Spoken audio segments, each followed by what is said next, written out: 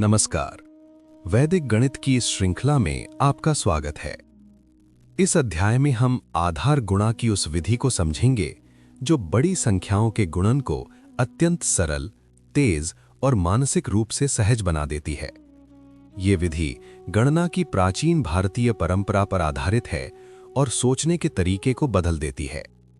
इस अध्याय का मूल सूत्र है निखिलम नवतश्चरमम दशतः, अर्थात सभी 9 में से और अंतिम 10 में से।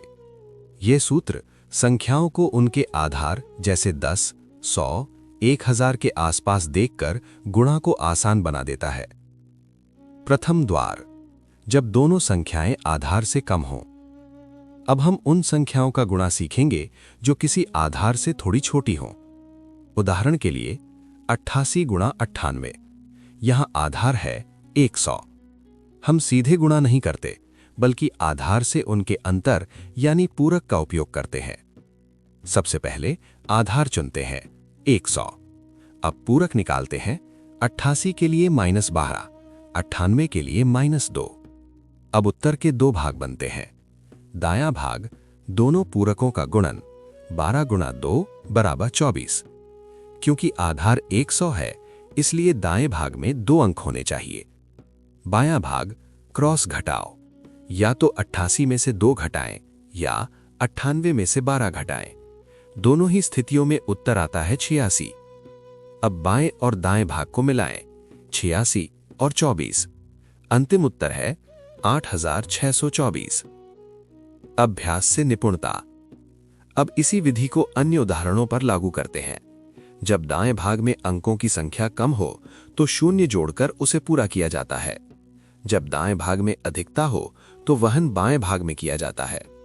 वैदिक विधि की शक्ति। अब पारंपरिक विधि और वैदिक विधि की तुलना करें। पारंपरिक विधि में लंबे चरण और अधिक समय लगता है। वैदिक विधि में एक बड़ा गुणन एक घटाव और एक छोटे गुणन में बदल जाता है। यही इसकी सबसे बड़ी शक्ति है। द्वितीय द्वार, जब दोनों संख्याएं आधार से अधिक हों। अब उन संख्याओं का गुणा देखें जो आधार से बड़ी हों। उदाहरण 104 गुणा 112, आधार फिर से 100 है। अब पूरक नहीं बल्कि अधिकता निकाली जाती है। 104 के लिए +4, 112 के लिए +12। दायां भाग 4 गुणा 12 बराबर 48। बायां भाग क्रॉस जोड़, या तो 104 में 12 जोड़ें या 112 में 4 जोड़ें। दोनों से उत्तर आता है 116। अंतिम उत्तर है 11648। ये विधि पहली विधि जैसी ही है, बस घटाव की जगह जोड़ का प्रयोग होता है। तृतीय द्वार, जब एक संख्या कम और दूसरी अधिक हो। अब तीसरी स्थिति देखें।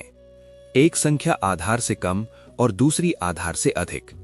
उदाहरण 98 गुणा 112, यहां एक पूरक ऋणात्मक और दूसरा धनात्मक होगा। दायां भाग ऋणात्मक और धनात्मक का गुणन ऋणात्मक आता है। इस ऋणात्मक को हम निखिलम सूत्र की सहायता से धनात्मक में बदलते हैं। बायां भाग क्रॉस जोड़ या घटाव से निकाला जाता है। फिर दाएं भाग को आधार के अनुसार समायोजित किया जाता है। इस प्रकार अंतिम उत्तर प्राप्त होता है 10,976। एक और चुनौती। अब इसी तीसरी विधि का एक और उदाहरण देखते हैं। 117 गुणा 94, यहां भी ऋणात्मक वहन को पहले बाएं भाग में समाहित किया जाता है, फिर दाएं भाग को धनात्मक बनाया जाता है। अंतिम उत्तर आता है 10,998।